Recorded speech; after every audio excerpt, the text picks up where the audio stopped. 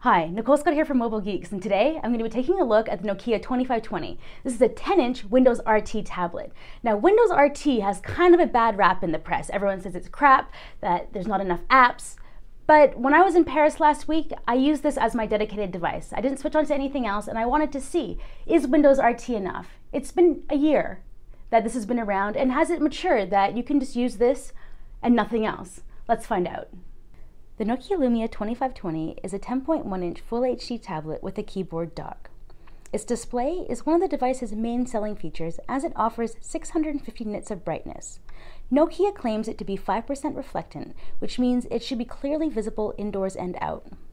There is a 2-megapixel front-facing cam for video chatting, as well as a 6.7-megapixel shooter on the back. It uses the same module as the Lumia 720. You'll also get LTE connectivity, a micro USB 3.0 connector for data transfers, and an 8,000 mAh battery, which offers Qualcomm's Quick Charge. But what sucks is you need to use their proprietary charger to juice your device. The keyboard dock also comes with a built-in battery. The tablet will draw power from that first and then use its own internal power.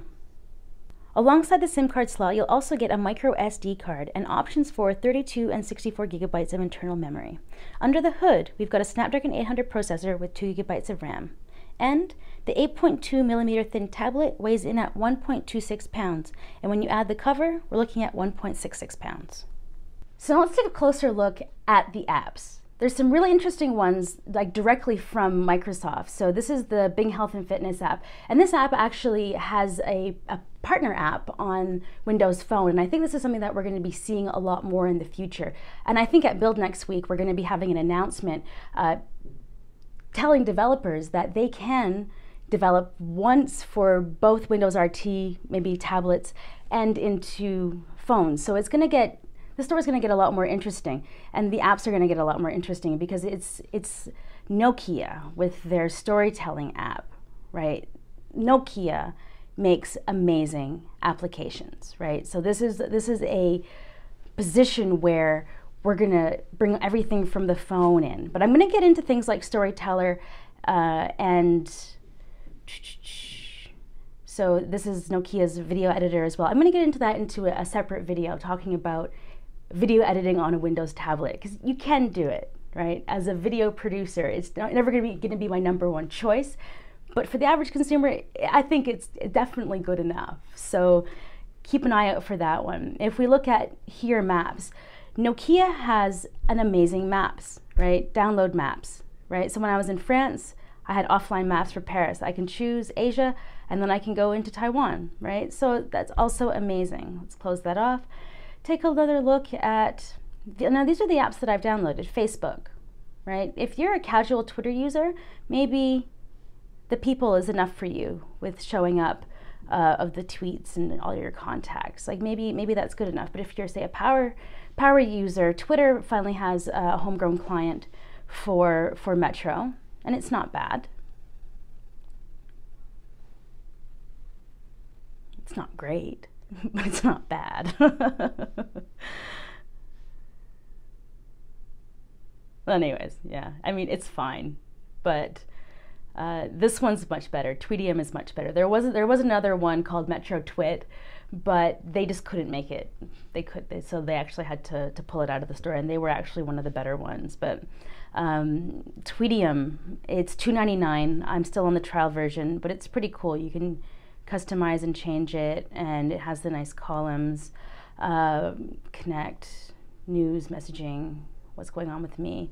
Yeah, I mean, so far, I think for $2.99, really not a bad choice. So let's close that off and take a look. One of the things that I do miss when I look at Android tablets is good fitness apps, right? So I did mention before that Bing Health, their Bing Health app is I mean, it's pretty good, right? So you have all of these articles. It gives you full body yoga, and then you can have like goals and an overview, and there's videos and stuff.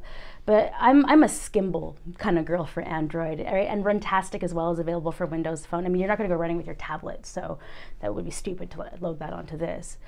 But there was another fitness app that I thought was pretty good, the Body Fit one, and it gives you, I think this is on Android as well, but it gives you, later, let's later, right? So start today's workout, right? And then there's a timer and little videos showing you what you do. And then if I go back, here I am, oh no, wait. Right, so this is how many hours I've spent working out. So I've done 2 workouts on this. The trouble is, if it's not online, then you can't pull up any of these things. So that kind of sucks. So when I did bring it into the gym at the hotel, one day the Wi-Fi just wasn't connecting properly, and so then I couldn't use it. But since I've been back in Taiwan, I've just been going to the gym regularly, so I haven't been using it. But for an on-the-road machine, it has enough things that are interesting, right, that are good enough, right? And I don't think that I was making a compromise by not having, right, Skimble for my gym workouts, or, and if you are a gym, person, you probably have something on your phone that you are using anyways. So Zinio, I love Zinio. And with my 1520, I got 3 magazine subscriptions for a year, right? So there's even some really cool incentives that are happening within the Windows ecosystem for apps. But I think this looks great. This 10-inch display really does a great job of showing off all of the magazine pages. So for me, definitely good enough. If I can go into Windows, right, and I can have my desktop experience, I can have all of the same kind of things that I use for file manipulation that I'm used to on Windows. That's enough for me. I mean, what other apps am I using on my laptop? So that would be that I can't get for here, right? And that would be Final Cut. No, not Final Cut. Sorry, that's Apple. Adobe Premiere and Adobe Photoshop. But I'm a content producer, right? I make videos for the internet. So it's a different level. But if I'm not doing videos, like I wasn't in Paris last week, there wasn't a single app that I couldn't figure out an alternative in the store, right? The Nokia apps I thought were quite good, right? And so keep an eye out for a video on Storyteller and their video. I can't remember what it's called. I think it's Video Cut. Nokia. Let's see. What is this called? Nokia Video Director, right? It's really nice looking, but separate video. We're gonna keep on that. So don't discount Windows RT and don't discount Microsoft. If you look at what Microsoft did with the Xbox, they did $3 billion in losses over a decade, and now Xbox is #1. I mean, it's $100 more than the PlayStation 3, so that's probably why we're seeing higher sales, but they're dominating the living room. I mean, you can argue with me on that one, but $3 billion in losses, and they stuck through. And so I think that we're gonna see RT evolve into something really interesting, because Chromebooks, hottest sector in notebooks, and what Google launched with Chrome OS is way more limited than what is happening on RT right now, right? So I think just give it time and everyone will start to realize that the addition of desktop, the addition of this area is going to make this way more competitive with Chromebooks. It's just that this is so much more expensive than a Chromebook, and Chromebooks are coming in at a killer price point. And the hardware on Windows RT tablets just hasn't been good enough or competitive enough, but that's a hardware issue, right? And Nokia's on it with this device. It's great. The keyboard should have been backlit. It really should have been backlit, but the shift keys inside the arrows, and they're fairly good size. I wish they'd backlit it. This mouse is stupid. It makes me angry. And those buttons don't even make sense. Right, what the hell's going on there?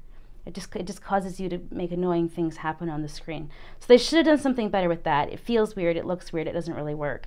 But you have the touchscreen, so that can do. And the thing is, like I showed you before, there's the 2 USB ports in the back, so you can add a physical mouse, right? So hardware-wise, this tablet's definitely more than enough. So that's kind of been like my overall feeling about RT in general. I think you shouldn't write it off. Nokia's hardware is gorgeous, and just look at what you actually do with your device, right? Windows RT probably is enough. So I'm Nicole Scott from Mobile Geeks, taking a closer look at Windows RT.